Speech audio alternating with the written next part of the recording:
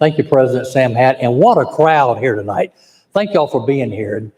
You know, this is, I really think, the right place to have a commander-in-chief forum to talk about national security issues and foreign policy. This is the place right here in Spartanburg where Henry Kissinger became an American citizen.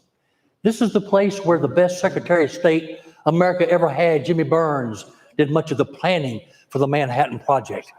And this is the place where the Scots-Irish of the backwoods of South Carolina turned the tide in the American Revolutionary War to lead and make the pathway to the road of freedom and liberty for this country.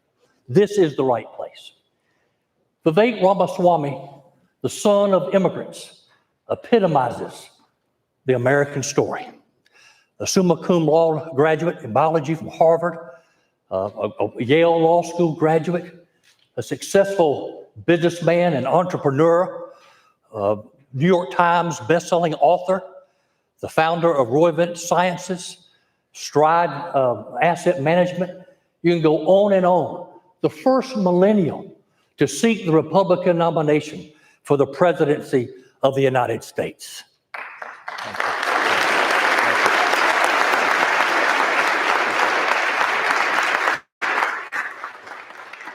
His energetic and hopeful message to rekindle the American spirit has inspired many across our country. Please join me in giving a warm South Carolina and Wofford Terrier welcome to Vivek Ramaswamy.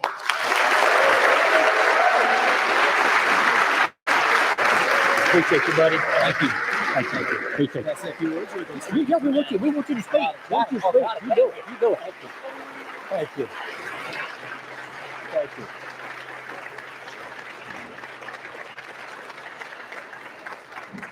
I appreciate it, guys. Thank you for that warm welcome. And I'm going to keep my remarks brief so that we can get into the Q&A. First, our discussion, and then to hear from all of you. I just wanted to share this in the very beginning, that I know the American dream exists because I have lived it. My parents came to this country with no money 40 years ago. In a single generation, I have gone on to found multiple multi-billion-dollar companies. I did it while marrying my wife, Apurva, raising our 2 sons, following our faith in God. That is the American dream. And I am genuinely worried that that American dream will not exist for our 2 sons and their generation unless we all do something about it. We're in the middle of a national identity crisis today, actually. And I see it from my vantage point as the first millennial ever to run for US president in our party, as a 38-year-old. I was born in 1985. I see what's going on in our generation. Seeing many young people in the audience today, and our generations, as a hunger for a cause. We are starved for purpose and meaning and identity at a time in our national history when the things that used to fill that void, faith, patriotism, hard work, family, these things have disappeared. And that leaves a black hole in our hearts, a moral vacuum. And when you have a black hole that runs that deep, that is when the poison fills the void. And I think sometimes we obsess too much over what that individual poison is. We can debate it. On my list would include wokeism, gender ideology, climatism, COVIDism. We could look elsewhere, depression, anxiety, fentanyl, suicide. But these are symptoms of a deeper void of purpose and meaning. And I think for a long time, we have politicians in both parties who have been running from something. But now is our moment to fill that void by actually running to something, to answer our hardest question we will tackle in our era. What does it mean to be an American today? That is what this campaign is about. That is the question we need to step up and answer. You ask people in my generation that question, what does it mean to be an American? You get a blank stare in response. It's like a deer in the headlights. That's what we're going to talk about today. What does it mean to be a citizen of this nation? To me, it means we believe in the ideals of the American Revolution, the ideals that set this country into motion 250 years ago. Ideals like meritocracy and the pursuit of excellence, that you get ahead in this country not on the color of your skin, but on the content of your character and your contributions. That is why I've adopted a platform that says we will end quota systems of every kind in American life. They've been cancerous and divisive on our national soul. That's why we're going to end it. What does it mean to be an American? It means we believe in the rule of law. And I say this as the kid of legal immigrants to this country. That means that your first act of entering this country cannot break the law, which is why I've said that if I'm your next commander-in-chief, if you all put me there, we will use our own military to seal our own southern border and our northern border too. We can have a longer conversation about that. That is what it means to live in a nation founded on the rule of law. What does it mean to be American? It means we believe in a radical dream that our founding fathers had 250 years ago.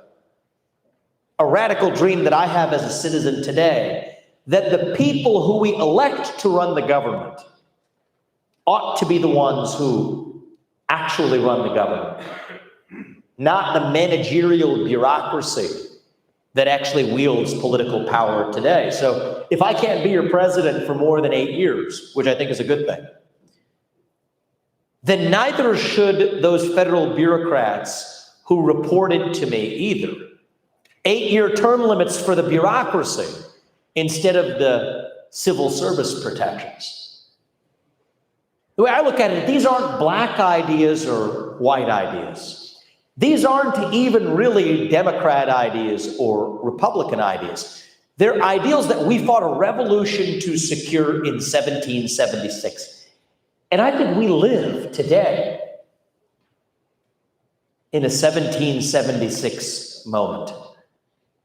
A moment where we ask ourselves, do we really believe in those ideals? I think we do. But that's the question for us to answer.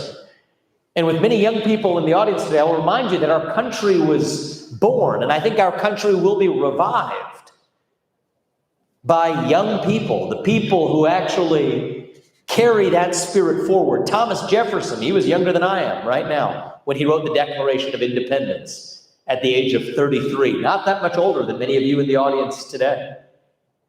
He invented the swivel chair while he was at it, actually. That's a fun fact. And on Columbus Day, maybe we remember that. This is a day where we celebrate the fact that we are the pioneers, the explorers, the unafraid. That's who we are as Americans. And I think that part of the problem is over the last 10, 20 years in this country, we grew up into it. We started to celebrate our diversity and our differences so much that we forgot all of the ways we're really just the same as Americans, bound by that common set of ideals. I believe deep in my bones those ideals still exist. I'm running for president to revive them. But our diversity is not our strength. Our strength is what unites us across that diversity. Without that, our diversity is meaningless. We're really nothing more than a different looking group of two-legged higher mammals walking some geographic space that we call a country, doing what our iPhones told us to do on a given day. That's not America. America is a vision of what that place can be. That is what unites us. E pluribus unum means from many one. That is what won us the American Revolution. That is what reunited us after the Civil War. That is what won us 2 world wars and the Cold War. That is what still gives hope to the free world. And if we can revive those common ideals over fractious group identity and victimhood and grievance, then nobody in the world, not a nation, not a corporation, not a virus is going to defeat us. That is what American exceptionalism is all about. And that is what we together will revive to save our great country. We're going to have a discussion tonight about how we're going to do it. And as we bridge into the moderated section of the discussion tonight, I'll leave one final thought with you. We are going through hardship as a nation right now. Economic hardship, hardship abroad, and we'll get into that. Many of you have probably been through hardship in your lives. I've been through hardship at times in mine. When my dad faced layoffs at GE in Evendale, Ohio, when my mom worked overtime to make ends meet. Hardship is not a choice. It's something that happens to you. But victimhood is a choice. And we in this country, we choose not to be victims. We choose to be victorious. Sometimes it's our hardship. It doesn't have to be victimhood. Hardship is what teaches us who we really are. And so I believe that on the other side of our hardship, we will be even stronger as a country, but that will require all of us starting to talk openly again about it. I appreciated that introduction. You don't have to agree with everything I've said or everything that we're going to say tonight. In fact, it'd be weird if you did agree with everything. But what we do need is all of us, not just me, all of us starting to speak openly again. Say in public what you will otherwise say in private. And once we do that, I am confident that our best days as a nation will still yet be ahead of us. Thank you for the warm welcome, and I'm going to sit down for a deeper conversation. Thank you, guys. I appreciate it. Thank you.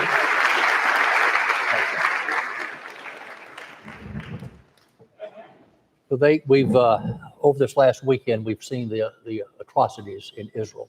Yes. Carried out by the Iranian-backed Hamas, and we're reminded of the $6 billion the administration gave. Now they said it was going to be for humanitarian purposes, but the president of Iran told Lester Holt that they would spend it how they wanted to. My question to you is, how would President Ramaswamy respond and deal with the situation in Israel right now? And how would you deal with Iran and their terrorist-backed organizations? Thank you. I appreciate that. So first thing that you got to understand is how to cut through when government leaders are lying to us. I don't care if it's this government or any other government across the world. You all know that money is fungible, right? So put yourself in the shoes of, could be the Iranian government, could be anybody. You know there's $6 billion coming. So the money that you would have spent on humanitarian purposes, even if that money is reserved for humanitarian purposes, the other money that you were going to spend before that $6 billion came in is now freed up to be spent on something else. So when someone tells you that you're making a hostage payment or any payment, but that money's reserved for a particular purpose, the green pieces of paper are the same either way. They're fungible. You know this, but it's an extra lesson we've learned is that you have to be alert to when a government official is telling you something that doesn't make sense, even if that's a government official in this country, even if that's a president in this country. So that's what happened there. Now, the reality is what happened in Israel was barbaric. The attack was medieval in its nature. It was inhumane. It is an atrocity of a scale that no nation should have to go through. And Israel has absolutely the fullest right to defend itself and its national existence. And the job of an ally like the United States is to stand morally with Israel and to stand diplomatically with Israel.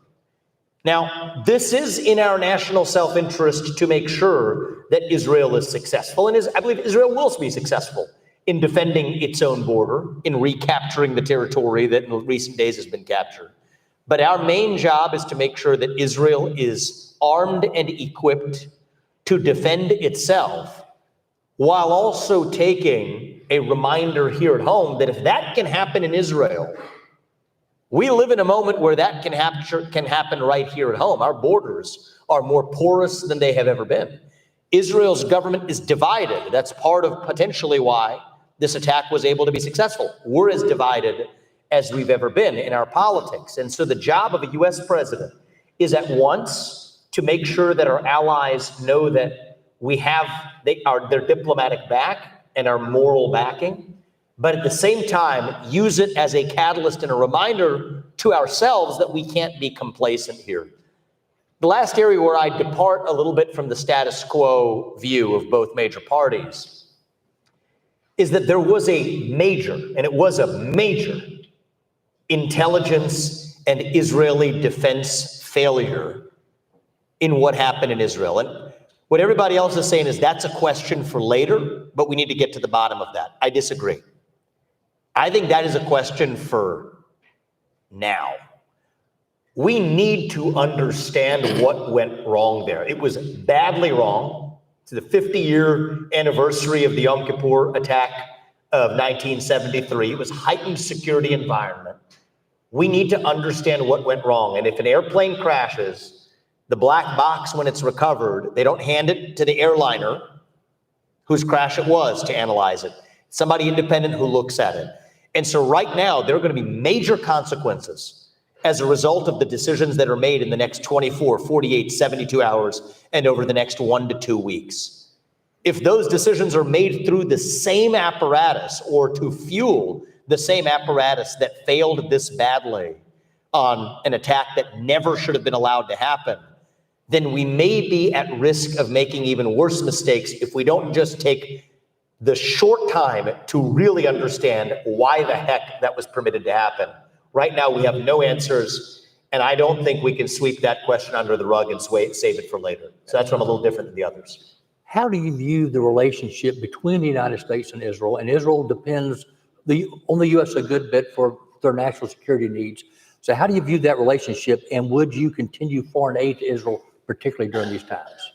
The answer to that is yes, we have to keep our commitments to Israel. They are a friend of the United States, our closest friend in the Middle East.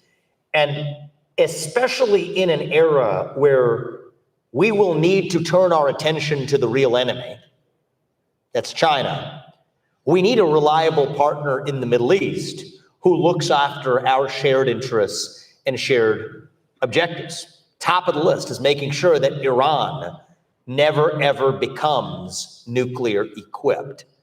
So the reality, though, is that it's not enough to just say, because sometimes these foreign policy discussions become so reductionist. Is it more aid or less aid? Goes back to that question I just asked.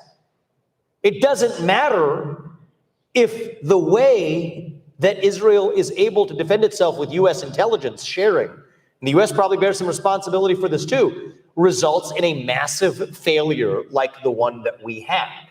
And so for politics and for headline grabbing purposes and for politicians scoring points, you can talk about more or less. The thing that actually matters is how effective is the establishment in each of those countries in even achieving those same objectives. And I think we have to get to the bottom of that question before we have superficial, debates about what number of this or what number of that.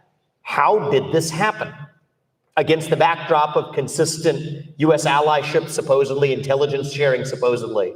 That's a question that we need the answer to, or else we're just going to skip that and debate all of the other politically popular topics to debate without getting to the heart of the matter of what really happened. You've been a successful biotech entrepreneur. Right now, our active pharmaceutical ingredients, the things we need to make medicines, we can't make them in America anymore. We have to rely on APIs from China and India, other countries. What would President Ramaswamy do to bring back APIs manufacturing to America, secure our medical supply chain so we can make medicines for the American people? Well, here's a general reason why we've seen the offshoring of multiple supply chains out of the U.S. the regulatory regime that we apply here is so much more burdensome that people choose other places to do it and bring it back here. The hypocrisy of this we see with the climate agenda. Restricts carbon emissions in supply chains in the US. What do companies do? Go to other parts of the world that don't apply those same constraints.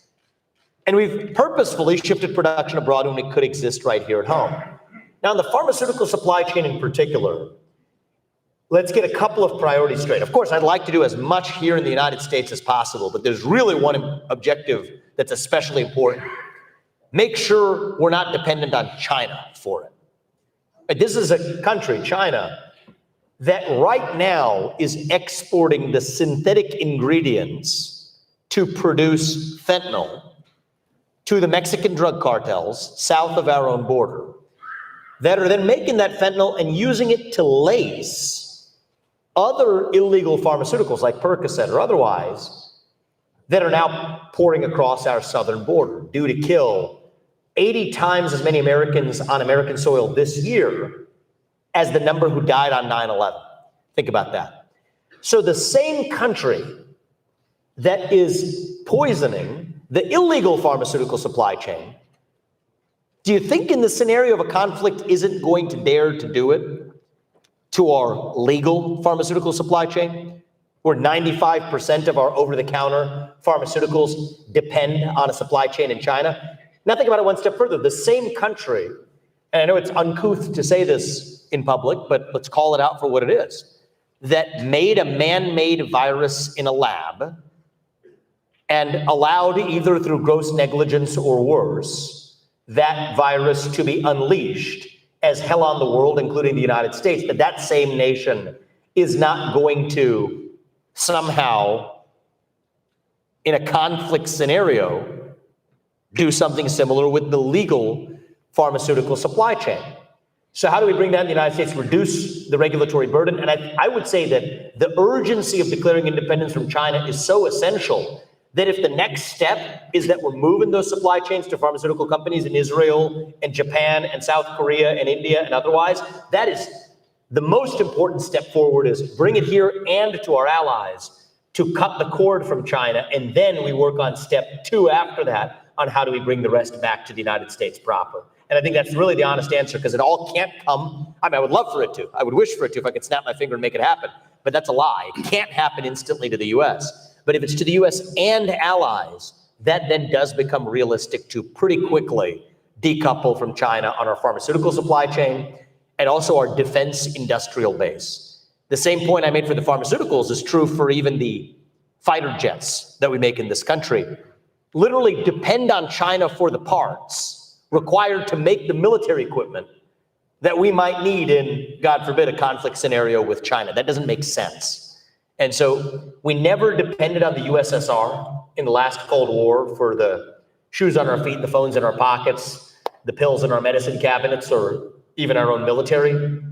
The CCP is the real threat we face in the 21st century, and we shouldn't depend on them in the same way either. So if we can't do it, at least friendshort, as they call it. Yes. The broader issue in question, the national security supply chain, more broadly speaking, is hanging by a thread. There's so many little companies in America that make the only one critical part we need, for example, for quantum computing. There's only one glass fiber yarn manufacturer left, and you can't make a printed circuit board. They're hanging by a thread, our national security supply chain. What will you do to secure the national security supply chain for the country? Sure. So I'm going to maybe go into, this is at the interface of economics and national security here. One of the things that we've done is we've systematically, here's the dilemma, because of policies that make sense, we still have systematically disadvantaged manufacturing in the United States. So two ways we've done that. One is we've become a leader in innovation through our intellectual property system. But that has systematically, I mean, IP is like a special monopoly you get for new inventions. Advantages those who make new inventions rather than those who actually produce or manufacture. Second thing is the dollar is, and has been for good reason for us, the reserve currency of the world. That means that the reason that people hold dollars abroad is that that's the backstop currency for the global financial system. This is a good thing. This is what allows us to freeze Iran's assets or otherwise. But think about what that does. And so this will be a bit of a lesson they may not teach in the macroeconomics class, but is actually very important to understand. That means that there's an extra added upward pressure on the value of the US dollar that would not otherwise exist if it weren't for the dollar being the reserve currency of the world. Okay, so what does that mean? It means that goods coming from other countries become a little bit cheaper because the dollar is stronger. But it means that others who are buying from here have to pay a little bit more for the same goods. So there's this myth that American manufacturers are less competitive, and in some ways they are because of the added regulations we impose on them here, climate and carbon emissions and everything else. But part of the reason is the strong dollar itself, which is not a bad thing, is still something that incrementally disadvantages American manufacturers over those in other countries. So it's not a Republican point or a Democratic point. It's just a basic point of how we got to where we are, which means that what we think of as industrial policy, which is to say, oh, do we want to help American manufacturing? Classical people who believe in free market capitalism, and I consider myself to be one of them, will say, the last generation of them will say, no, that's just cronyism for American businesses. But actually, there's a justification for some small measure of it, because the strong dollar was itself something that helps all of us when the dollar is the reserve currency of the world, but manufacturers are left holding the bag, especially then when we have a patent system and an IP system that awards innovators of IP more so than manufacturers too. So it's not something you usually hear in the political debates, but if you want to get to the truth of what's actually happening, that's an important part of the story and a big part of what the next president is going to have to understand to set things right for how we actually onshore production to this country. History teaches us that thugs only respect strength, and weakness invites mischief. For example, after our disastrous withdrawal out of Afghanistan, that is when Putin went into Ukraine. My question is, are you concerned that if we withdraw support totally from Ukraine right now, it would send the wrong message to President Xi and invite even more mischief from Communist China? So that is the conventional view.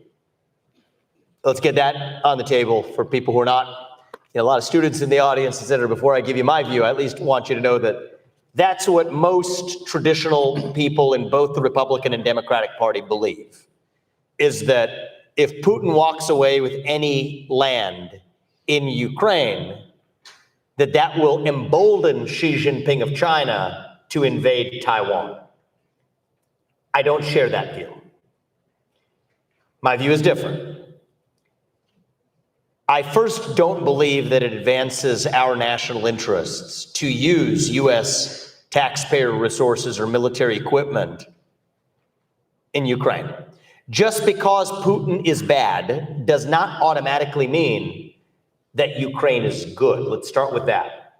This is a country that has banned 11 opposition parties, that has consolidated all state TV media into one TV media arm, that effectively has threatened the United States not to hold its own elections this year unless the US forks over more money to fund those elections, whose leader was applauding a Nazi in his own ranks as recently as a week or two ago. Now let's go into some further details that you won't hear from the media. And there's a reason why, but it's worth knowing the facts. The regions of Ukraine that are occupied are Russian-speaking regions, regions where most of the people don't view themselves as part of Ukraine, regions, Luhansk and Donetsk, that have not even been represented in Ukraine's government for almost the entirety of the last decade. So against that backdrop, we have to ask ourselves, is it in our national interest to use our own military resources to help that nation in a war that doesn't directly advance American interests? I don't think it is, and I think it's worse than that. Now we're driving Russia further into China's hands as we arm Ukraine to the teeth. Oh, and by the way, the Washington Post had a headline that didn't age very well starting in January, where they said that Israel should send US munitions that we have there to Ukraine, as Israel did. Well, bit of a regret how things change. It's a zero-sum game when it comes to munitions that are short in supply. Now, the Russia-China alliance, and what I'm sharing with you is a very unconventional view, so I don't want people to walk away and fail their tests, in the classroom here. But maybe you shouldn't be failing your test if you say this, because it's actually just the raw truth. The Russia-China alliance is the single greatest military threat that the US faces. Russia has nuclear stockpiles greater than the US or China, hypersonic missile capabilities, missiles that move faster than the speed of sound and can deliver nuclear weapons ahead of US capabilities. China's naval capacity is ahead of that of the US, and we depend on China for our modern way of life. Those two countries are in a 2001 treaty with each other and a 2022 no limits partnership with each other. So what I'd like to do as the next president is to end the Ukraine war on reasonable terms that allow Ukraine to come out with its sovereignty intact, which, by the way, may be better than the track Ukraine is on right now. But yes, we'll cede potentially some of that Donbass region. We'll make a permanent commitment that NATO will not admit Ukraine to NATO, but in return, require Russia to exit its military partnership with China, and further require Russia to remove any military presence that it has out of the Western Hemisphere, Venezuela, Nicaragua, Cuba, and so on. That sounds insane to the foreign policy establishment. Their status quo seems insane to me, marching our way into World War III at a time when our own homeland here is badly vulnerable to cyber attacks, super EMP, electromagnetic pulse attacks that could take out our electric grid, nuclear missile attacks where we have no missile defense systems, space-based attacks where we have no space-based defense systems, and an open border. I visited our northern border yesterday. It is a totally open border. I think we need to protect the homeland, stay out of World War III, and declare independence from China. Keep our eye on the ball. That's my foreign policy. And I think everything else risks being a distraction to achieving those vital objectives. Thank you.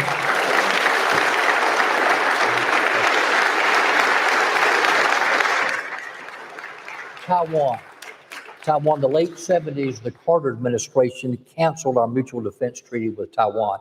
Congress countered with passing the Taiwan Relations Act, which is the law of the land today, which basically says the U.S. will make available such defense articles and services necessary for self-defense. So my question is, how do you view our relationship with Taiwan?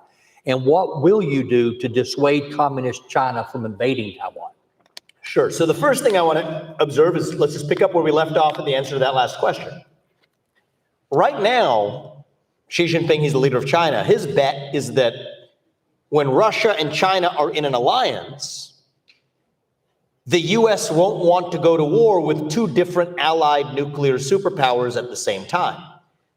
But let's say we end the Ukraine war successfully on terms that pull Russia out of its alliance with China. Now Xi Jinping is going to have to think twice before he goes after Taiwan, because Russia's no longer in his camp. Now we get other nations on side, like India. India doesn't have a great relationship of trust with the United States, and vice versa. Dates back to the old Cold War of the last century. But I think we need to get India to be a better partner. And if there's somebody who's going to do that, it better be a guy by the name of Vivek Ramaswamy, I think. But either way, we're going to do it. And we need a commitment from India that they will block the Malacca Strait, the Andaman Sea, where China gets 60% of its oil supplies from the Middle East. So that's another deterrent. I don't know where you all are on this. I'm a big believer in the Second Amendment as a way to keep foreign autocracies at bay. That's what our founding fathers believed in. They were thinking of England. But I like making the Second Amendment an ideological export. Taiwan should adopt the Second Amendment. Put a gun in every Taiwanese household. Train them how to use it. That will make Xi Jinping think twice before going after Taiwan, because China is deadly afraid of its citizenry being armed. That's why they don't have a Second Amendment over there. So I also think, though, that we have to be real about what our status quo is with respect to Taiwan. Right now, the US adopts what is known as the One China policy to Taiwan, both parties. The US adopts a position of what's called strategic ambiguity, that we will not say whether or not we will defend Taiwan. That's the current posture of the United States. So much so that actually, you guys might remember this, when Donald Trump first won the election in November of 2016, and he received a congratulatory phone call that December from the Taiwanese president, he was derided by both parties for violating diplomatic protocol for daring to pick up the phone and answer it. That's how specific our posture is on Taiwan. We won't even recognize it as a nation. I think that's the wrong position. We depend on Taiwan for semiconductors, the little chips, the microchips that power these phones, that power those lights, that power the refrigerator that kept this bottle of water cold before I'm drinking it. Surely almost every refrigerator in the United States is powered by these leading edge semiconductors that come from Taiwan. So this is not good. If China invades Taiwan and is squatting and has an economic gun to our head, that then puts China on full parity with the United States. That's why it's especially important that China not invade Taiwan. So I think we should be clear, unlike the bipartisan establishment, to be clear to say we will defend Taiwan, because unlike Ukraine, this is directly in the US national interest because of semiconductors. But, and this is the part that drives some people nuts when I say this, but I believe in having clear and credible red lines to say that we will affirmatively defend Taiwan, something that nobody else in either establishment is willing to say, at least until we achieve semiconductor independence in this country, at which point we should resume the status quo, which is our position of strategic ambiguity. And by then we'll be much better off because the stakes are much lower. We will have defended our homeland. We'll have protected our own border, the cyber and super EMP defenses. We'll have semiconductor production in this country and from our allies. So the stakes will then be lower when we adopt strategic ambiguity then. And so I think what we need is a thinking populace that challenges the conventional wisdom of the establishment in both parties. Because the criticism I take when I offer that position is, well, aren't you then just saying you're going to give away Taiwan after 2028 when the US has semiconductor independence? No. But I will remind you that the current status quo is strategic ambiguity that will just return to that status quo after we've actually secured American interests. And so this is the way I think the future is going or ought to go in our country. Foreign policy that expressly puts US national interests first. I think the US president has a moral obligation to look exclusively after the interests of American citizens.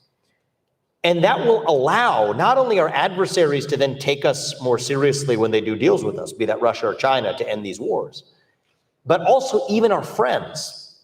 Taiwan should be spending more of its GDP spending on defense. Right now, it's less than 2%. That number should be 5+% for Taiwan. But our allies and our adversaries alike can't behave in the right way if we're not clear about what we will and won't do. And I think that clarity versus ambiguity is actually going to be our friend in securing peace.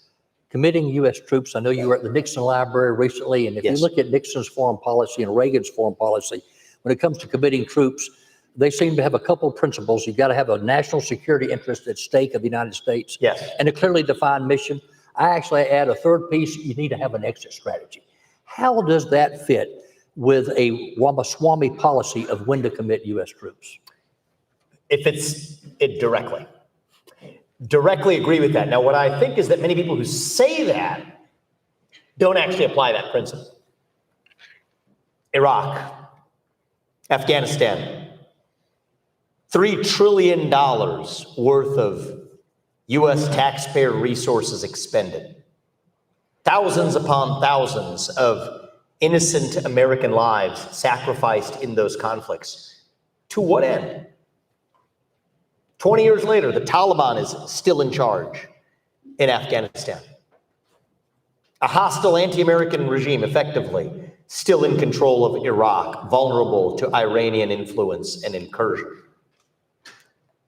We cannot repeat those same mistakes by making up a national interest without clearly delineating how this advances American interests. Now, that's easy to say now when you look back in the rearview mirror. I don't know for sure, but I would venture to say in the year 2023, most of us in this room probably agree with that. It's easy to say. I think that the same principle I apply. It's easy to criticize Thomas Jefferson for owning slaves. It's a lazy thing to do. Like most of the people who just do it lazily without thinking, you probably were the people who would have owned slaves back then. Okay, so same thing here too. I don't want to be one of these lazy types that just criticize the Iraq War. I was in college and I, for what it's worth, was against it back then. That was supposedly a left-wing position. It's more popular among conservatives today.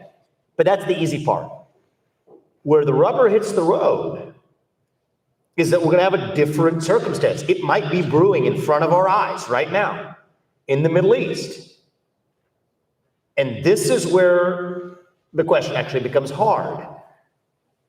I'm not willing to commit US troops unless it directly, as Reagan and Nixon delineated, advances American interests.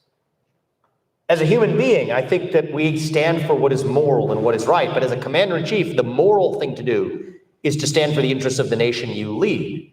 Just by a show of hands, actually, just be honest and unashamed, because most people probably don't know what I'm going to ask about. But just so I have a sense, raise your hand if you're familiar. I'm going to ask you about 3 different conflicts. Raise your hand if you're familiar with the Russia-Ukraine conflict in its existence right now. Almost everybody in the room. Raise your hand if you are, we've been talking about it, but before today, familiar with what's going on with Israel and Hamas right now. Then raise your hand if you are familiar with what's going on between Azerbaijan and Armenia right now. Far fewer is a universal and then a minority. Well, but that's an atrocity. You have one nation that has completely seized territory that was internationally recognized as an autonomous zone since 2020, committing atrocities to back that up. But Azerbaijan has a good lobby in the United States. It's really the reason why you don't hear about it. So I think we have to be careful about the selective moral outrage in Ukraine or wherever else when we're not applying those standards even-handedly. We haven't even touched the continent of Africa. I think that the world's a complicated place, but the job of the US president or the president of any other nation is to look after the interests of the citizens of their nation.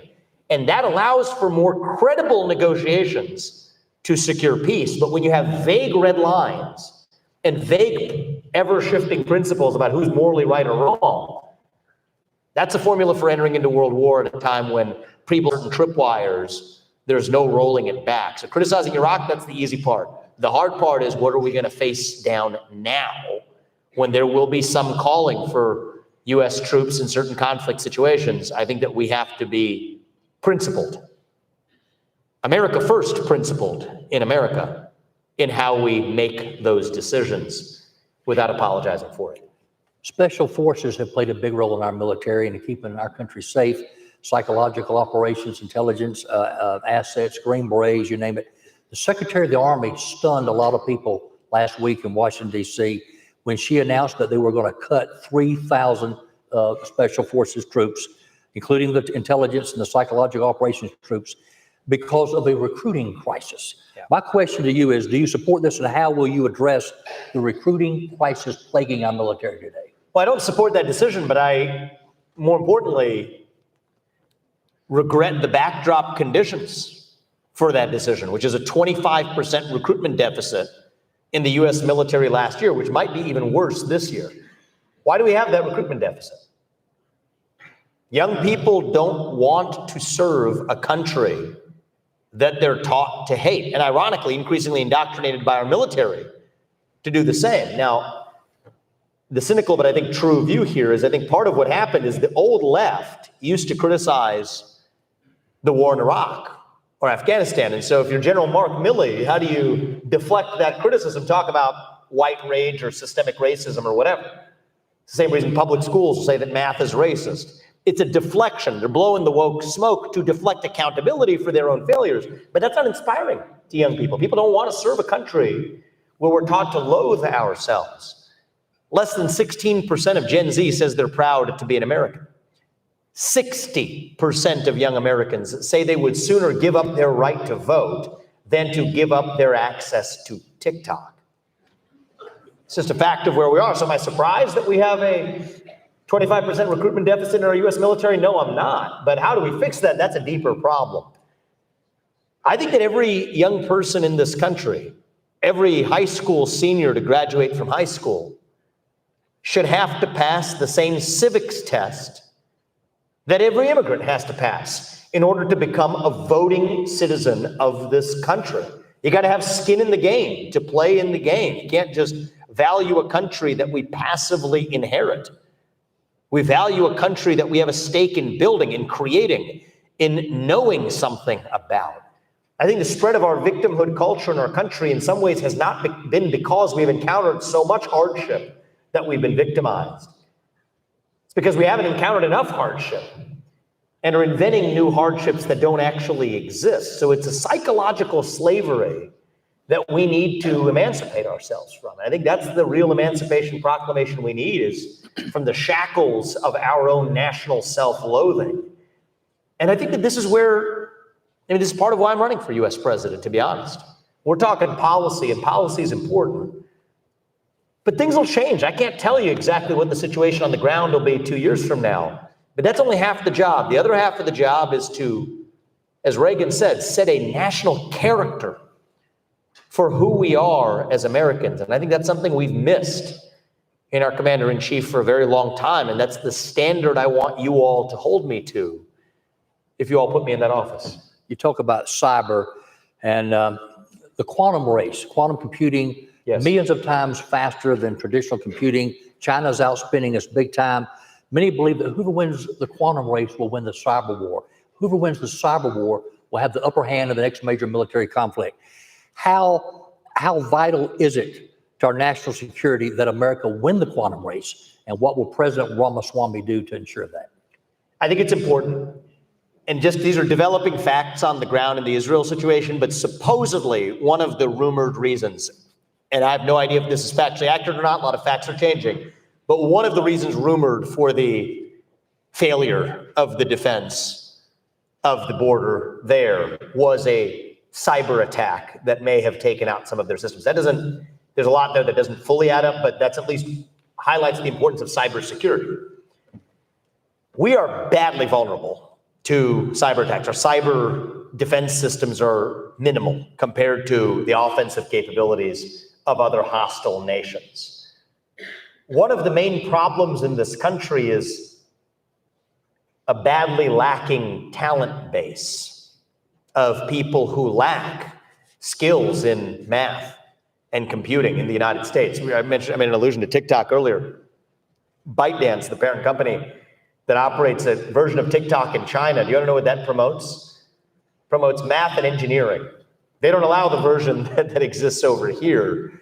Here it's sexualized videos that are purposefully useless, in their intent, which is part of why I try to use that as a platform to educate people to see how well that does here. But it takes a cultural shift that prioritizes educational achievement again.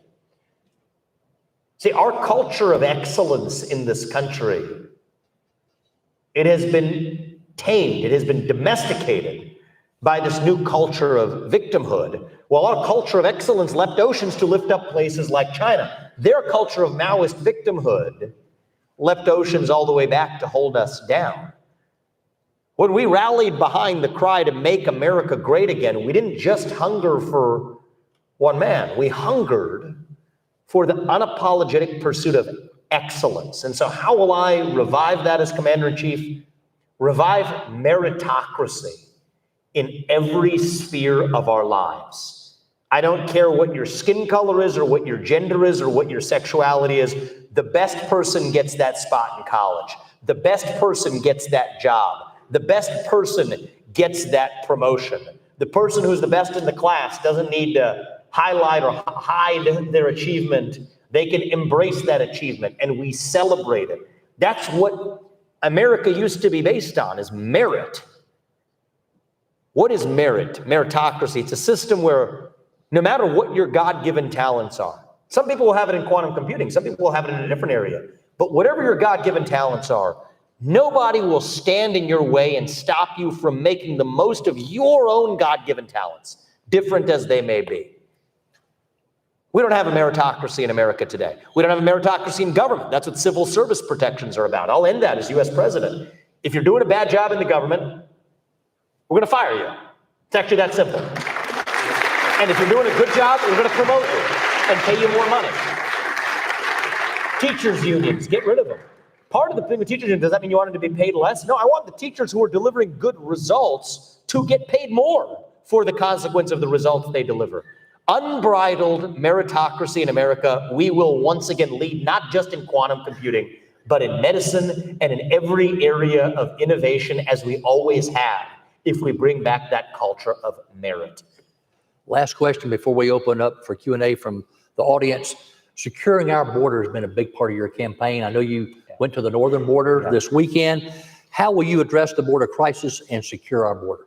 Yes, so the short run requires sealing the border with our own military.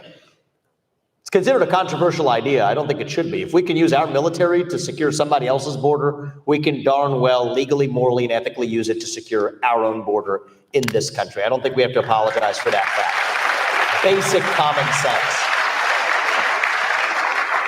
Now, in a very pragmatic sense, we could deal with 50% of the border crisis right now if everybody who showed up for asylum in Eagle Pass, Texas, or somewhere like it, just had to provide proof of political persecution rather than just being able to check the box directly. I mean, that's very practically where the border crisis is playing out today. And then let's adopt the best border policy of all, which is end the incentives for people to cross illegally. No more taxpayer funding of sanctuary cities. No more taxpayer funding of foreign aid to Central America or Mexico until they've solved their side of this border crisis. And then perhaps the most controversial of my views at all, this is where I go a little bit further than I think any of the other candidates in the Republican field, certainly, and I'm sure the Democratic one too, is to end birthright citizenship for the kids of illegal immigrants to this country. Now, they will say that that runs afoul of the 14th Amendment. I have a great suggestion to those people. Read the 14th Amendment. Section 1 says, all persons born or naturalized in the United States and subject to the laws and jurisdiction thereof are citizens. Well, what's that middle part doing in there? They think the framers of the 14th Amendment just, had a verbal word salad? No, it was actually thoughtful people writing it, not the kind of people we have in Washington, D.C. today. They meant something by it. What did they mean? Well, the kid of a Mexican diplomat who's born on U.S. soil, say they're born right here in South Carolina, do they enjoy birthright citizenship? They do not. There isn't a judge or a law professor in this country, certainly one who's half-witted and credible, who would disagree with me on that. Well, if the kid of a Mexican diplomat born in South Carolina does not enjoy birthright citizenship, then neither should the son of somebody who illegally crossed from the Mexican-U.S. border into the U.S. enjoy birthright citizenship either. I don't think that's anything the framers of the 14th Amendment ever intended. It's not even what it says. And so this is, I think, one of the lessons I just leave with you guys that's more useful than any one of the policies we're talking through is be skeptical of what you're fed. Or just because someone tells you from a television network or from even a government office that something is true and is the case doesn't mean it is so. And sometimes the more vehemently they push back on you, that's a signal to you that that's the more that you might be hovering not over falsehood, but over truth. And so that's my challenge to you, is to stay skeptical. Stay skeptical of everything I've told you here today. Don't take it at face value. Be skeptical of what you're fed.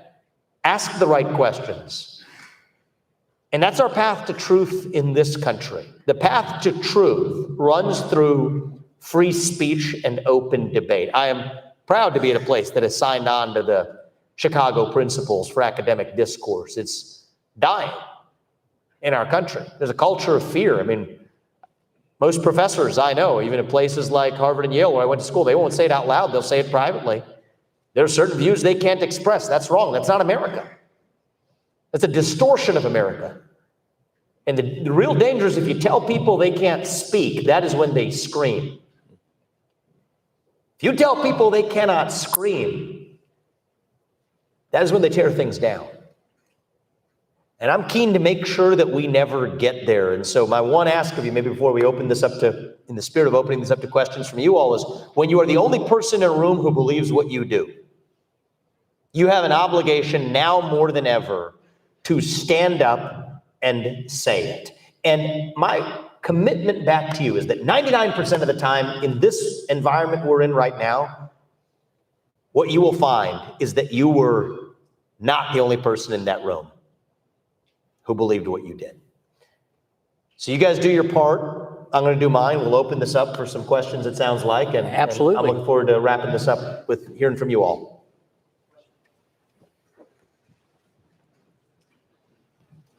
If I may, I have a question, but if you could comment on what happened today with Kennedy withdrawing from the Democratic Party.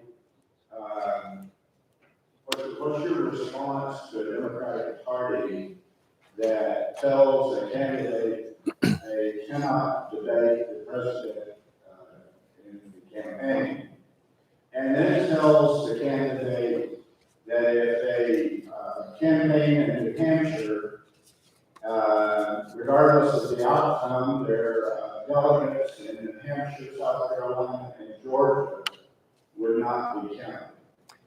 Well, I'd say that first of all, I think, I've spoken to Kennedy a few times during this campaign. We have a good relationship, and I wish him well and continue to spread his message across this country, because I don't agree with a lot of it. I think he's off the reservation on the climate agenda and a bunch of other things, but that's okay. I respect that he speaks his mind without fear. And what I would say is that sounds like a broken Democratic Party that reminds me a lot of this other party that we have in this country called the Republican Party. It's not that different. In the Republican Party, and watch that second debate, it was a disaster. Might as well have not had it. And I think that it was not an accident that there's an allergic reaction to an outsider coming in. So, Network reached out and said, okay, well, that was useless. Maybe you want to, I disagree with Chris Christie on a lot of things. It's okay, you can respect somebody's disagreements and disagree with them. They said, would you have at it on foreign policy? I said, sure. The night before, Network had pre-promoted it. Fox had pre-announced it. We're about to have a full hour on a key hour, 6 o'clock to 7 o'clock. The RNC calls the night before and says, no, you can't do that. I said, wait a minute. Or else you won't be on the next debate stage. Why? They couldn't answer why. There's no good answer to the question. Why are the voters more poorly served? I mean, I disagree cats and dogs with Chris Christie on a lot of things, but I'll face off with them just like we talk to the left or talk to anybody else. And it's because both parties are controlled by super PACs. That's the real dirty little secret in all of this, is it comes down to money. It is a corrupt system. And the way it works is, it's just a fact. It is ugly. You all think it's bad. I thought it was bad. I'm not a politician. I've been a politician, I guess, for about 7 months. Before that, I was, running businesses, doing other things in the world. And so you think it's bad. It's not nearly as bad. It's far worse than you ever imagined it once you actually see it from the inside.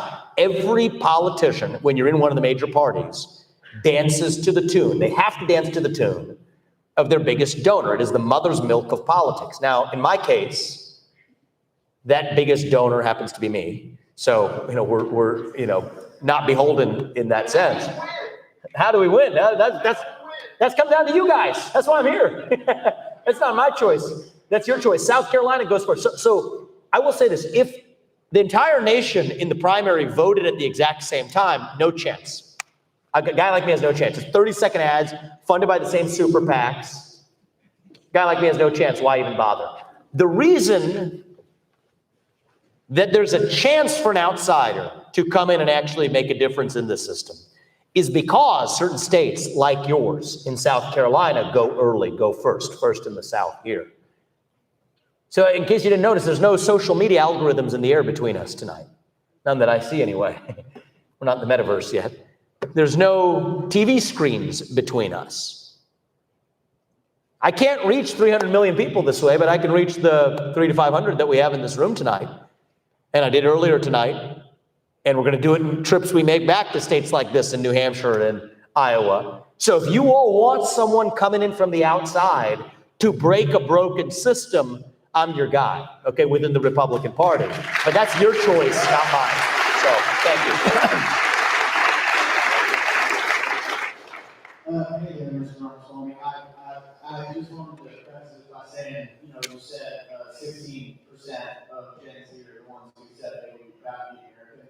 Well, I'll say this up front. I am firmly in that 16%. Amen. I love that. Thank you. I definitely agree with you. We have a national identity crisis and that national patriotism on young people and in general is a problem. But as far as the military goes, one of my things, I had a plan for a while on joining the JAG program, but one of my things is that at a certain point, I grew up in Wofford, which is where Harris Island is, and a lot of folks I know growing up had military parents, and one of my best friends growing up, his mom was working at driving, right? At a driving movie theater, Density, when his dad was working for the Marines as like a lieutenant or something, right?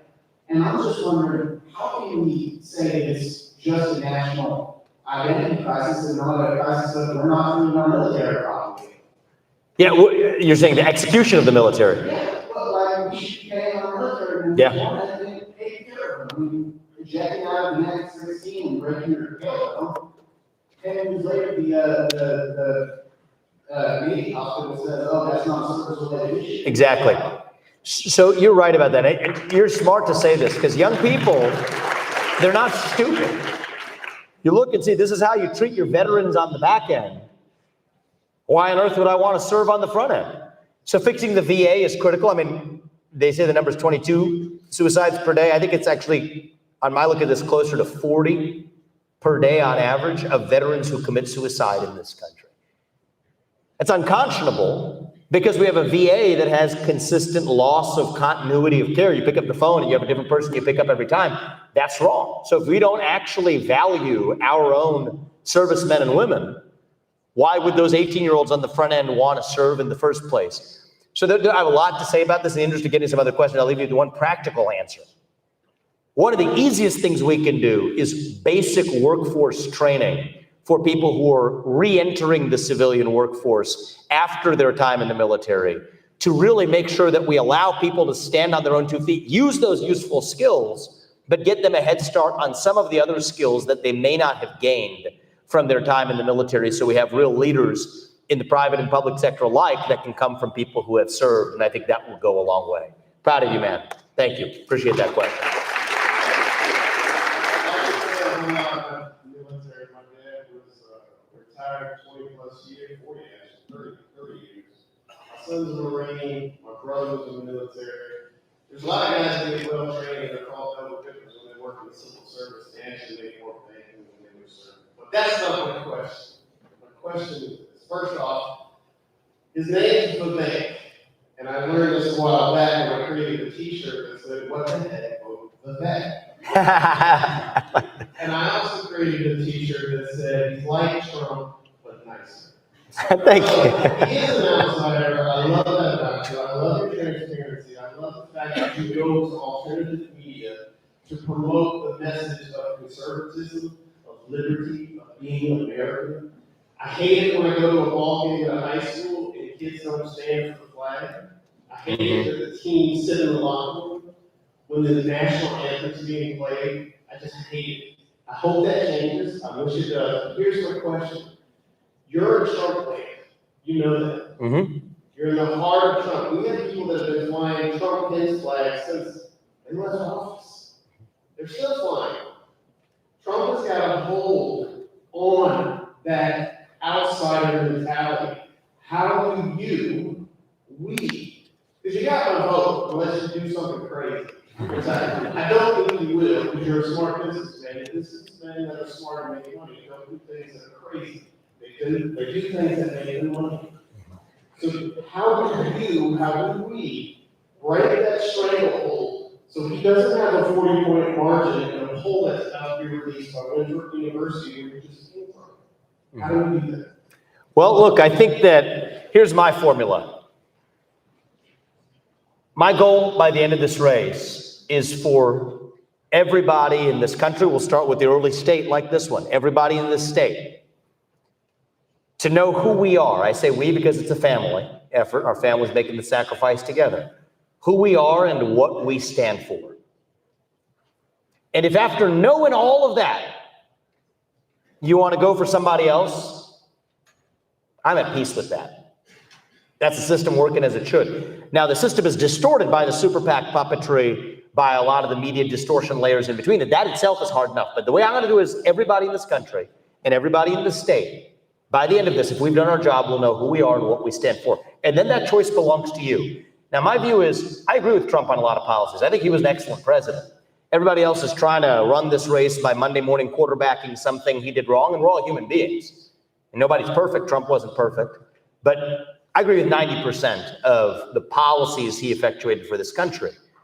He was an excellent president. I have something he doesn't. I'm young. I have fresh legs.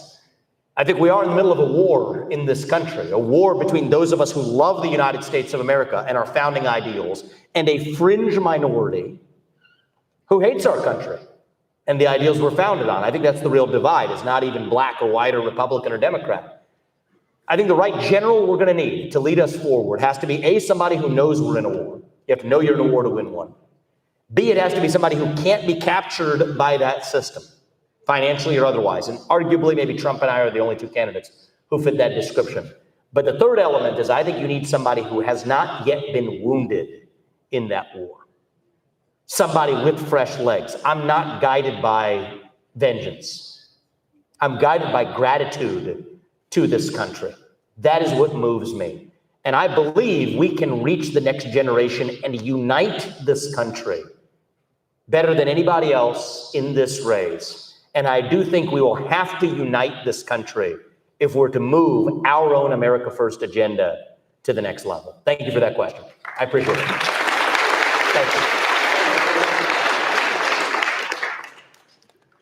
We're on that here. Okay, got it. Thank you for giving us permission earlier to disagree. You know what happened in Bucha? What's that? Say it again. In Bucha, in the suburbs north of Kiev, you've seen the reports. When does never again mean never again? So I think that it comes down to every nation having the ability to defend itself. I have no objection to Ukraine pursuing a Ukraine first agenda. But my job as the next commander-in-chief, my moral obligation is to the United States of America and our citizens. And so is it important to us that other nations are not destabilized or invaded willy-nilly? It is, but it still is guided through the prism of what are our American interests at issue.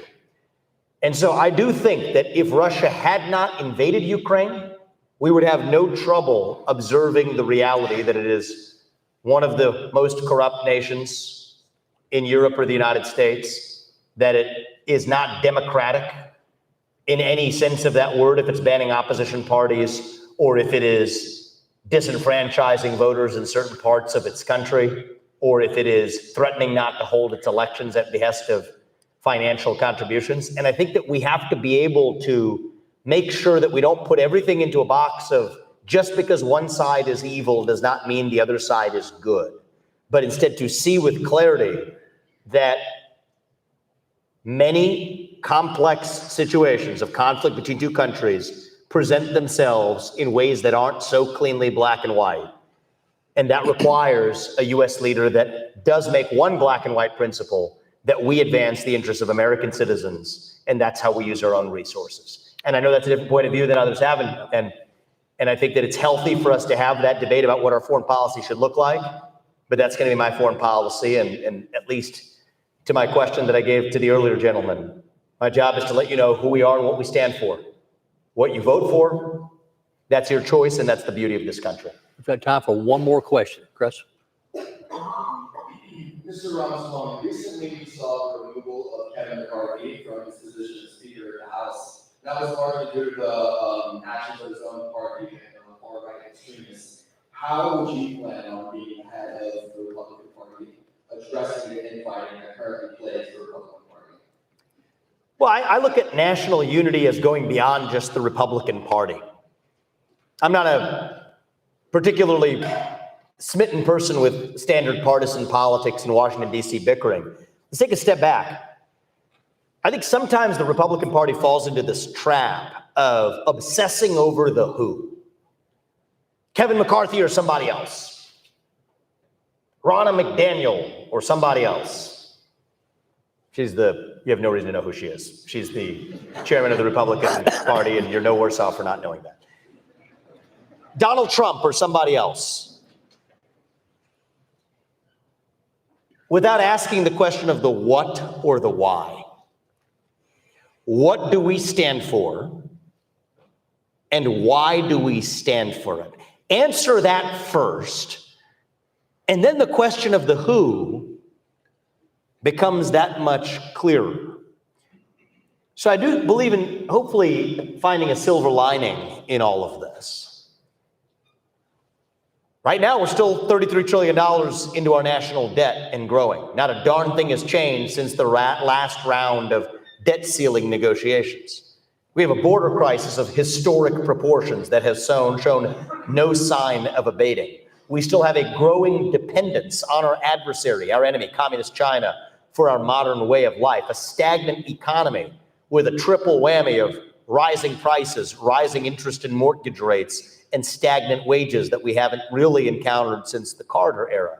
So I'm far more interested in what steps are we going to take to address that crisis than I am in obsessing over who's going to be the babysitter of 200 congressmen, which is really what that role entails. And sometimes we focus a little bit too much on that without actually having a deep commitment to the what and the why. And I personally think, in the spirit of candor, and I think it's a great question, but in the spirit of candor, I don't really like to use the words far-right extremist or far-left extremist. I'm not sure that does a lot, because I think labels, and think about this outside the realm of politics, even for yourself.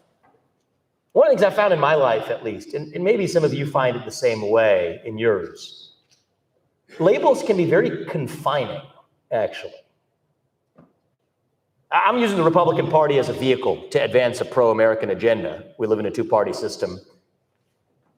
God bless Kennedy for having his attempted independence going nowhere.